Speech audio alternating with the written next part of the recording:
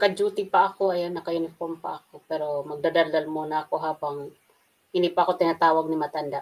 Alam niyo guys, kailangan pala talaga natin manman sa mga balita, no? O manood. Kasi kung meron man ako pinagsisihan na hindi ko nasubaybayan ang mga balita ng seryoso, ito yung mga taon na simula na upo ang PBBM hanggang ngayon. And if we are going to recall the PRRD term, walang ganitong mga vlogger na nag-aaway-aaway. Kung meron man, hindi ganun katunog sa mga balita na ang mga vlogger to vlogger ay nag-aaway-away at nagkahati-hati. Mas nangunguna sa balita ngayon ang mga vlogger. Now, balik tayo dito sa gusto kong ipunto. Sa PhilHealth. Kanina, bago ako mag-break sa work, nakatutok ako kay Ted Filon at kay DJ Chacha.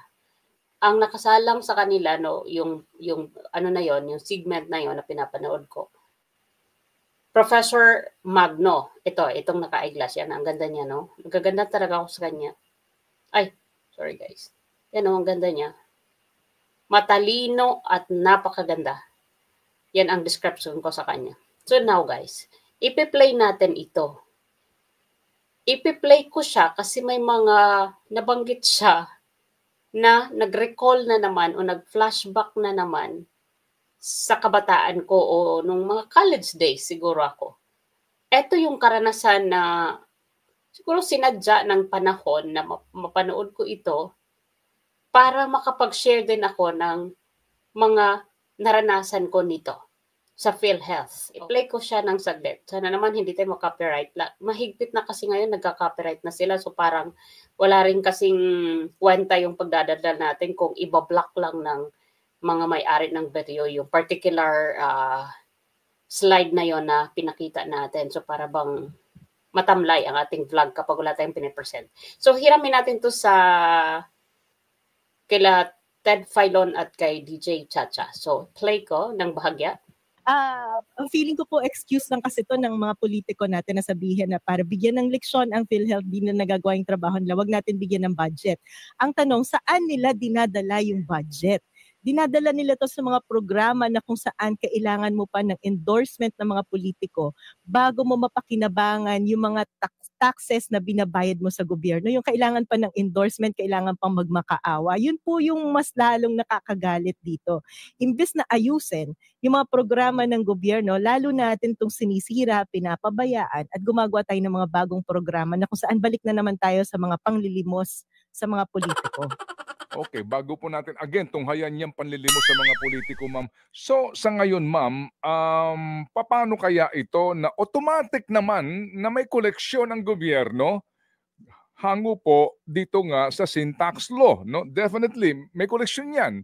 Opo. Yes, po. At meron din po namang automatic din na remittance ang PAGCOR PCSO sa national government. Saan kaya pupunta itong koleksyon sa syntax ngayon? Ano po sa palagay ninyo, Professor?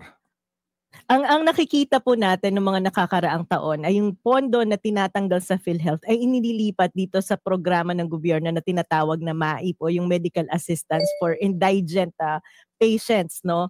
Ito yung pinapaliwanag ko kahapon na programa na kung saan bago ka makakuha ng medical assistance, kailangan mong lumapit, maghanap ng politiko na lalapitan.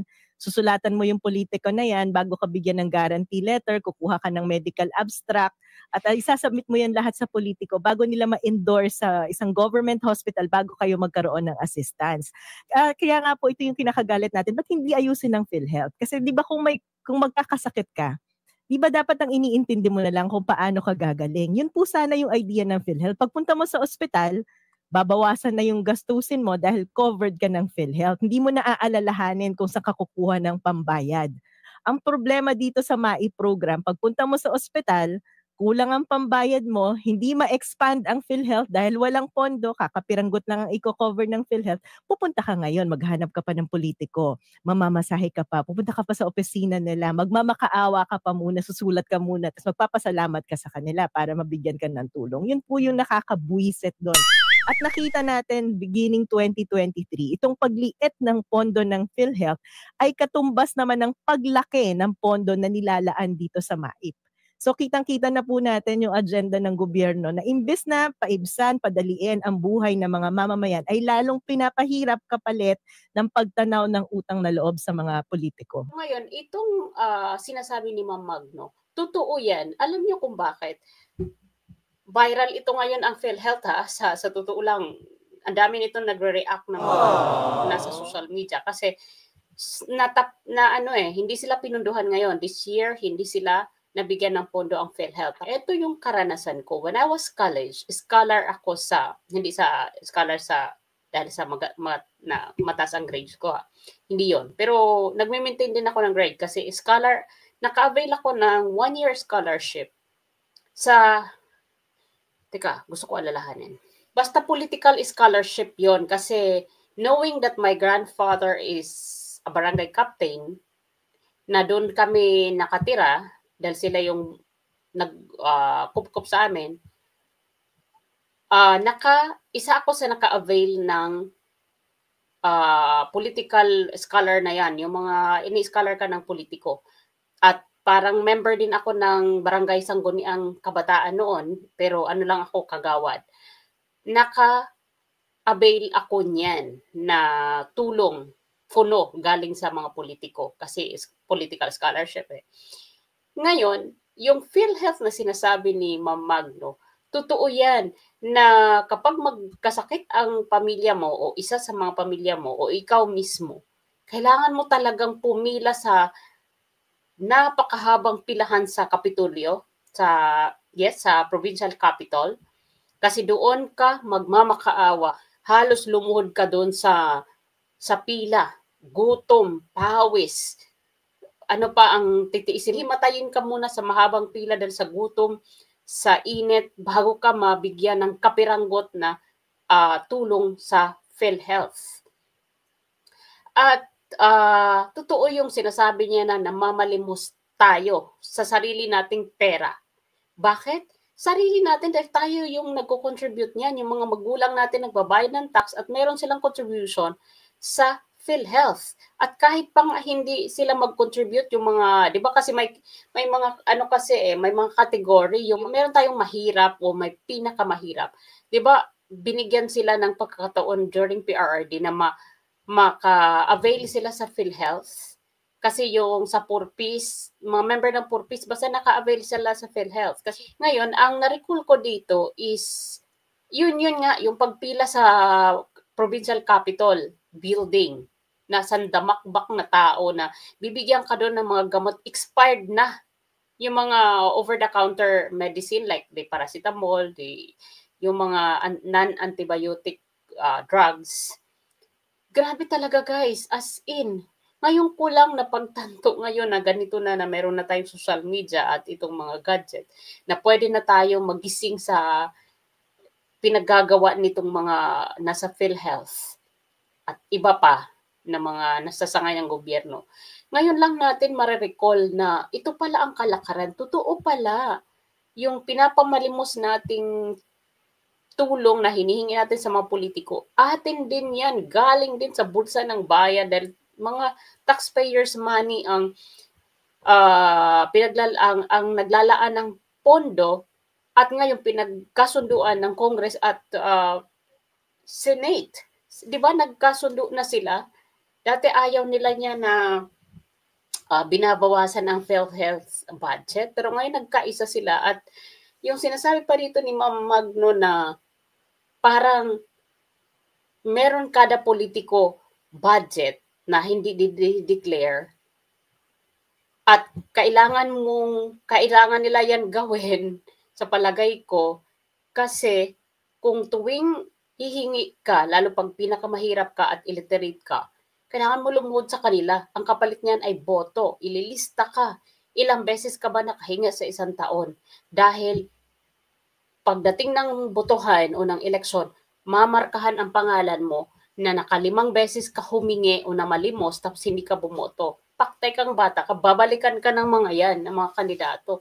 Ganyan ang nakita kong karanasan way back nasa college days ako. Ito pala yun. Kaya hindi na ako nagtataka na ang Northern Samar ay isa sa pinakamahirap na probinsya hanggang ngayon. At nabanggit ito ni Ka Eric na ang Samar ay isa sa mga pinakamahirap na probinsya dahil kinukurap ng mga kandidato hanggang ngayon ang pondo ng bayan.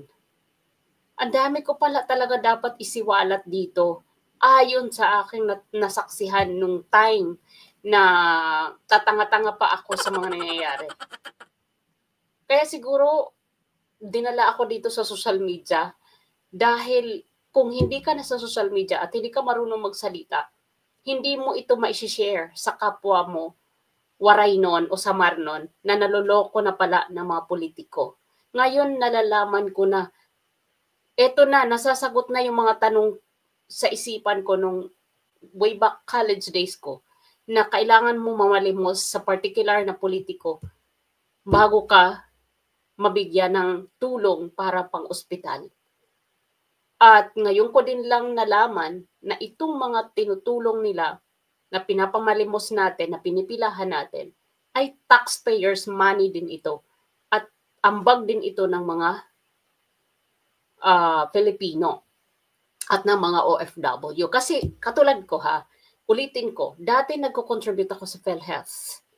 Siguro nakadalawang taon ako ng pagko-contribute na hindi nagpapalya, dire-diretso. Ang tanong, kung na-ospital ako dito, ay kung na-ospital ako dito sa Espanya, hindi ko naman nagagamit yung PhilHealth ko sa Pilipinas. Doon ako nagbabayad sa Pilipinas, pero dito ako na-ospital. At libre naman ako dito ng ospital kahit anong klaseng machine o mga facility sa ospital ang gamitin mo. Wala kang sintimo na babayaran dito.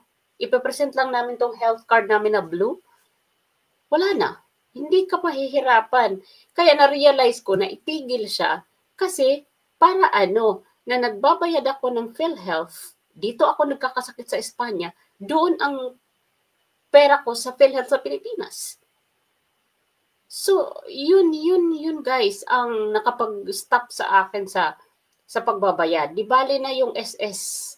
Kasi ang SS naman ay hindi mo pagsisisihang bayaran dahil pagdating ng panahon, pag nag-retire ako dito sa Spain, pwede nang kunin ko ang retirement ko sa Spain doon sa SSS ko sa Pilipinas. Pwede siyang ilagay doon. At kung dito naman ako mag-retire sa Espanya, yung SS ko doon sa Pilipinas, pwede ko rin dito ipag-merge sa aking SS dito sa Espanya. Kaya hindi ko pwedeng hindi bayaran ang SSS ko. So ngayon, ang dami nating nalalaman. Ituloy ko pa konti itong mga sinasabi ni Ma'am Magno. Alam niyo kung concern talaga ang Marcos administration sa usaping to, hindi mangyayari at hindi aabot sa puntong to. Pero ngayon po kasing pumasa na at pinirmahan na pumasa na sa vote sa Senado at sa House of Representatives itong budget na to, may isa pa sanang window kasi itong batas na to ay kailangan pirmahan ni Pangulong Marcos. Pwede siyang mag-line veto at i-line veto itong zero budget ng PhilHealth. Kapag vinito yan ng presidente, ibig sabihin ang magiging effective budget ng PhilHealth ay yung 2024 budget niya. At least hindi zero. Meron pa rin. Ang tanong lang, gagawin ba yan ng presidente? Kung concern siya sa kalusugan ng mga mamamayan, maganda po at dapat ay i-line veto ng presidente itong zero budget ng PhilHealth. Ang kahilingan sana natin sa PhilHealth ay mas malaki ang i-cover nila. Sa kasalukuyan po kasi on average, halos kalahati lamang ang kino-cover ng PhilHealth. Actually, in reality, hindi nga kalahati. Minsan 70%, 90% pa rin yung gastusin natin. At halos 10% lang ang kino-cover ng PhilHealth. Ngayon, ang kahilingan natin, sana lakihan nyo pa yan, yung kino-cover ng PhilHealth up to 70%. Hindi na po mangyayari yan dahil walang sapat na pondo ang PhilHealth. isa pa sa mga kahilingan natin, madalas ko po ito makikita kapag nagpo-post ako sa social media, sasabihin ng mga tao, sana may outpatient coverage ang PhilHealth. Tama naman po yun kasi di ba kung magkakasakit tayo, ba't kailangan pang nandun na tayo sa emergency at mau-hospital bago mapakinabangan ng PhilHealth? Mas maganda may outpatient. Yung outpatient benefit na yan, mangyayari ba yan? Malabo na pong mangyari yan dahil walang sapat na pondo ang PhilHealth. So parang pag sinabi ng PhilHealth na huwag kayong mag-alala, tuloy pa rin yan. Ibig sabihin tuloy ang status quo na napaka-limited ng pakinabang natin sa PhilHealth na kailangan pa natin ma-hospital bago natin ito mapakinabangan. Itong binabanggit ko na konsulta package, na maganda yung listahan, no? Merong kasamang annual supply ng gamot, may pa-x-ray, may pa-check-up, lahat-lahat na yan. Kapag tiningnan nyo, ilan bang ospital or ilang doktor ang naka-affiliate dyan sa konsulta package na yan? Parang 2 in every town. Yung dalawang service provider ba na yan, kayang tugunan yung lahat ng pangangailangan ng mamamayan sa bayan na yun.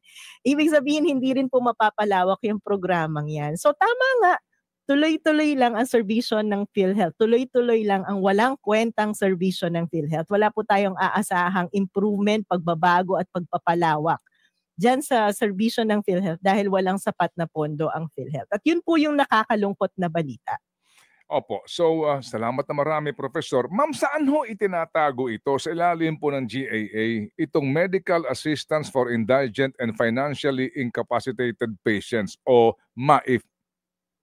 Nasa budget po yan ng Department of Health. Doon po nila pinapasok. At minsan po ay naka-allocate yan sa government hospital. So, maghahanap ka po ng government hospital, tapos doon ay naka-earmark yan sa bawat isang politiko, si senator ganito, si congressman ganito, may mga nakalaan na budget sa bawat isa sa kanila. At doon po binabawas yung bawat endorsement na ginagawa nila. Opo, doon nito nakakubli, no? Opo. Biro mo, nakakubli sa mga politiko ang ibang budget ng PhilHealth. Totoo. Kasi again, pero bago ako magtuloy, ito yung aming card dito na kapag meron kaming mga sakit, ipipresent lang namin to. Ayan o. Kahit nga ang asawa ko walang trabaho, pero merong ganito, napakaswerte, no? Kahit anong mga high-tech na facility ang gamitin mo, wala kang babayaran dito. At ang gamot, 40% lang ang babayaran namin, 60% sa gobyerno. Alam nyo guys, gusto ko rin maniwala yung sinasabi ni Professor Magno na nakakubli sa mga politiko ang ibang budget ng PhilHealth. Kasi nga, yun na nga, karugtong na yan doon sa pagmamakaawa mo kapag meron kang kailangan dahil ma-hospital member ng family mo, kailangan mo lumuhod, kailangan mong magtagaktak ng pawis sa pila at kakapiranggot na mamamalimos mo o lilimusin mo sa mga politiko dahil doon nakakubli ang PhilHealth. Totoo yan. Dahil again, kailangan mong maging malakas. At ito pa ha, ang pagbibigay nila ng tulong ng mga politiko sa Northern Samar particularly, I'm speaking here in my province kasi itong experience na sinasabi ko is according to my experience. Yung pagbigay pa nila ng mga tulong sa PhilHealth, according sa kung gaano ka kalapit sa politiko na yan. Kung alam nila na hindi ka kilala o anak ka ng magsasaka o anak ka ng mga mangingisda, ganon din kaliit ang tingin nila sa'yo, kaya ganon din kaliit ang itutulong nila.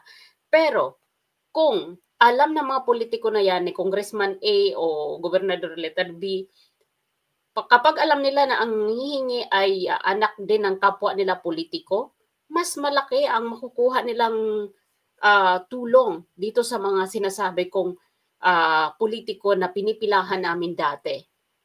At kaya tama yung sinasabi ni Ma'am Magno dito, kung itutuloy-tuloy natin itong video, kusing-kusing para sa mga mahihirap, kusing-kusing.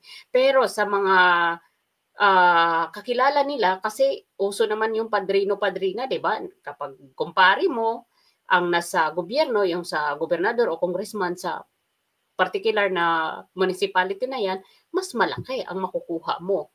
Ganon po kasakit at ganon ka dumi ang politiko sa Northern Samar. I don't know if sa iba nangyayari, pero ito talaga lahat na experience ko ito. Malakas ka at malaki ang mahihingi mo kung meron kang backer kung ipapakilala mo si ganito na o anak ka ni ganito o pamangkin ka ni barangay ganito, ni barangay captain ganito o pamangkin ka ng mayor, malaki ang makukuha mo. Pero kung magsasaka ka, anak ka ng mga ng bobote o yung mga nangangalakal, baka sipain ka pa palabas ng ng Kapitolyo. Ganun po, kaya lahat ng ito alam kong nangyayari pa rin ngayon sa Northern Samar. Minsan nga, alam nyo, to be honest, sa mga manonood dito ng mga taga Northern Samar, minsan naisip ko, sabi ko, sana bigyan pa ako ni Lord ng mahabang panahon noon na mabuhay pa ako after my retirement. Kasi talagang gusto kong magstay sa amin at gusto kong maningil sa mga pagpapahirap nila ng mga nakikita kong mga politician na ako na lang nakakaalam, na nakakaiyak na experience na ngayon ko lang nare-recall ang lahat kung gaano kami pinapahirapan ng mga nasa gobyerno o nasa munisipyo at nasa barangay ng aming probinsya. Nakakapanggalaiti ng galit. Ngayon ko lang ito na kaya sinishare ko ito para sa mga nasa Northern Samar na makakanood nitong video, na wag na kayong pumayag. Yung mga politician dyan na kilala ko, ang hirap. Minsan, alam mo nyo, kung hindi lang delikado ang buhay ng mga pamilya ko doon, pangangalanan ko talaga. Pero kasi, andun pa rin yung aking mga pamilya, kaya mahirap magpangalan. Pero alam ko lahat kasi isa ako sa mga sumasama dati sa election sa mga kampanya-kampanya. Naranasan ko yan when I was in college, mga siguro third year up to I graduated my college. Nakita ko yung mga kalakaran sa bigayan ng mga kandidato sa mga botante. So yan lang muna sa ngayon, napa-vlog lang tayo dahil kanina nga sabi ko napapanood ko ito. At bukas pala guys, baka magseryoso na ako mag-vlog sa kay Ka Eric. Gusto ko i-reactionan yung ng serious si Ka Eric at saka si Ranger Kidlat, Sir Ranger. Kasi napakaganda ng kanilang siguro magigising ang mga ilan sa mga viewer ko. Hindi man malaki yung community ko sa ngayon, pero malay natin na sa paunti-unting pagsisipag ko sa pagsiwalat dito o pag-react doon sa mga sinasabi ni Ka Eric o pagdugtong sa kay Ka Eric mga binavlog, maaaring meron matamaan nito at magising ng mga kapwa ko, mga Waraynon, o kapwa ko, mga kapwa Pilipino na hanggang ngayon naghihirap pa rin dahil dito sa mga politiko na walang ginawa kundi magbulsa doon, bulsa dito.